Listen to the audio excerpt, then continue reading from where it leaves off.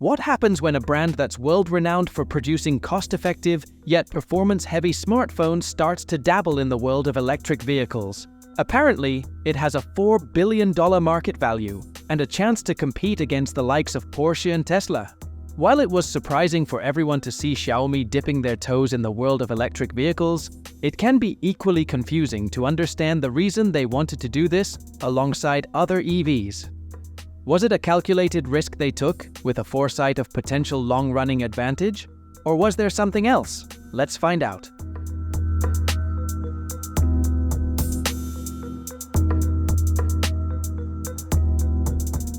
In their launch event, considered a technical milestone, Lei Jun, the CEO of Xiaomi, extensively discussed the features of Xiaomi's magnum opus, the SU7.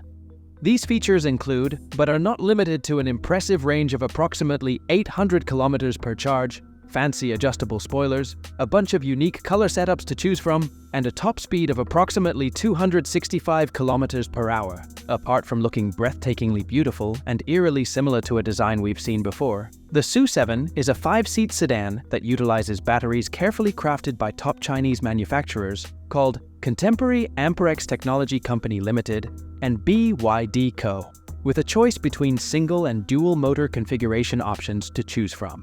Lei Jun's bold attempt to make an impact on the EV market signifies a $10 billion investment to reflect the similar success Xiaomi achieved through their smartphone sales.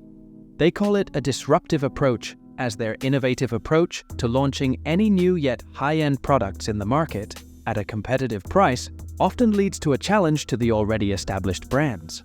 Upon release, the SU7 comes boasting an impressive level of acceleration, being able to hit 100 km per hour in approximately 5.28 seconds. The battery comes with a 73.6 kWh capacity, which allows a normal variant of the SU7 to travel approximately 668 km in range, under the China Light-Duty Vehicle Test Cycle standard. However, the main standout feature turns out to be its in-car operating system called HyperOS, which offers far more than your average infotainment system. It offers a combined power of AI, connectivity, and a user-centric design on the SU7. Acting as the brain of the SU7 smart cabin, HyperOS was designed to seamlessly integrate the SU7 with the driver's digital life and, of course, the Xiaomi ecosystem in general. By connecting your car, you'll get Xiaomi's vision of an ecosystem, which they call it Human X Car X Home ecosystem.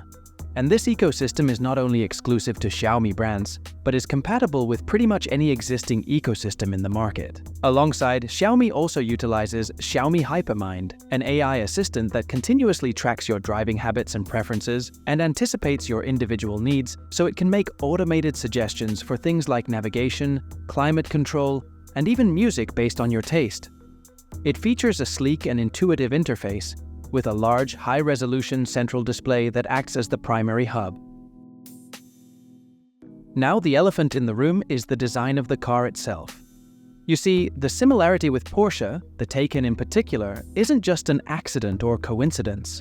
You see, a lot of people might end up rumoring about how Xiaomi is practically ripping off the design from Porsche and Tesla, and accusing them of not having any sense of originality.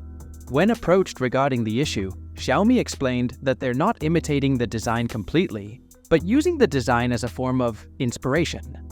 With Xiaomi's SU7, you're basically getting a Porsche that's not a Porsche.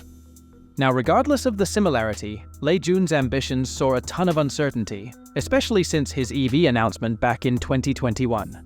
China's regulatory and competitive landscape has been going through an overhaul, and the car market on a global scale has significantly shifted since then. The regulatory hurdles in China are a pretty common occurrence, such as manufacturing permit limitations, which made partnering up with Beijing Automotive Group Company for EV production more than a necessity for Xiaomi. The EV industry was pretty unstable after the year 2022, which just complicated the whole situation even further. Regardless, Xiaomi decided to join in on a crowded marketplace with a ton of choices to get inspired by. They could have easily chosen an already existing brand that's in play or production, namely Ford, McLaren, or Volkswagen. But they decided to go with the design of the Porsche Taycan and Tesla, since it went well with their vision. While Lei Jun positioned the SU7 alongside the Taycan Turbo and the Tesla Model S, in terms of performance and technological features, he proposed a relatively minimized price tag for this classic Xiaomi. It means the SU7 will be more affordable, but the exact price is yet to be revealed. With the analysis of market speculation, he did hint at the price surpassing the rumored 99,000 yuan, whereas models that rock similar specs often come bearing a price tag of over 400,000 yuan. If we look at Tesla's statistics, we can see how Tesla sold over 387,000 vehicles, but only 89,064 of them were delivered in China, signifying a 9% drop from the previous year. However, Porsche delivered around 3,600 Taycan EVs in 2023 alone, according to China Automotive Technology and Research Center.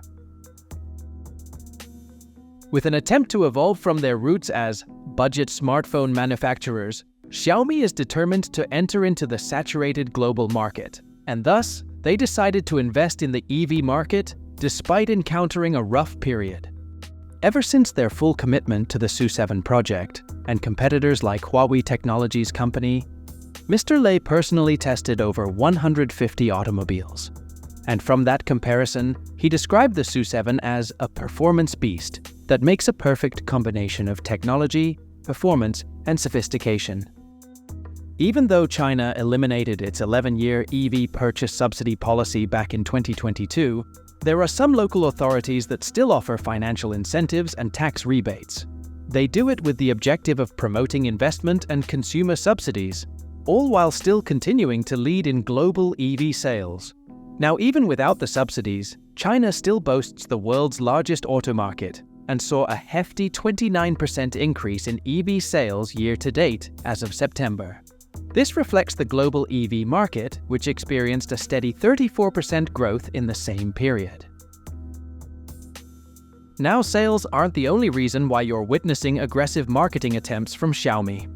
BYD Auto, one of the top-selling electric car manufacturers in the world, is one of their top competitors for obvious reasons. And since Xiaomi has a track record of hiring employees who have experience working for their competitors, it's obvious for them to stay in the loop about the inside news of their competitors. It could have been possible that Xiaomi, upon launching their EVs, anticipated that BYD was making technologically advanced and affordable EVs, which is why they waited till BYD released their own one.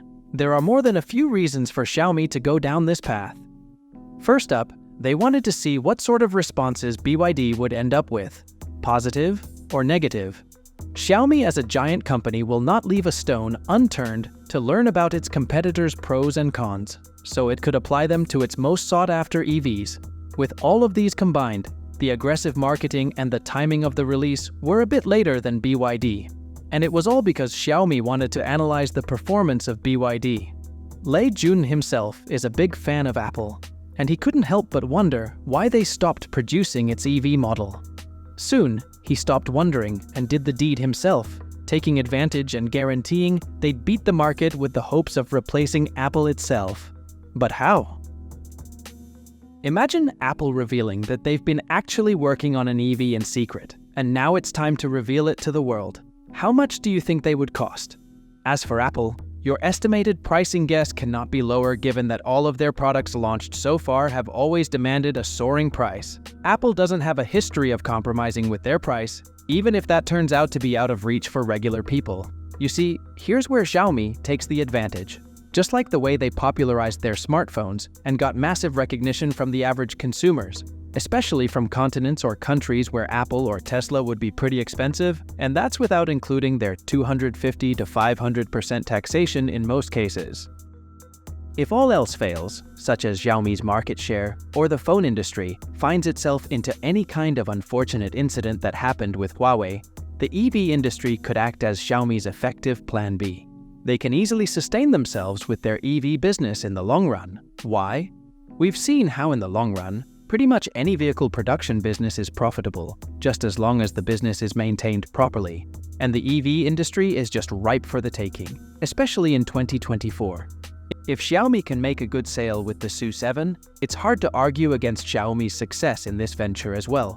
And we've seen Xiaomi working wonders before. Considering how they successfully released their very own e-bike not too long ago, meaning the EV industry isn't exactly uncharted territory for Xiaomi.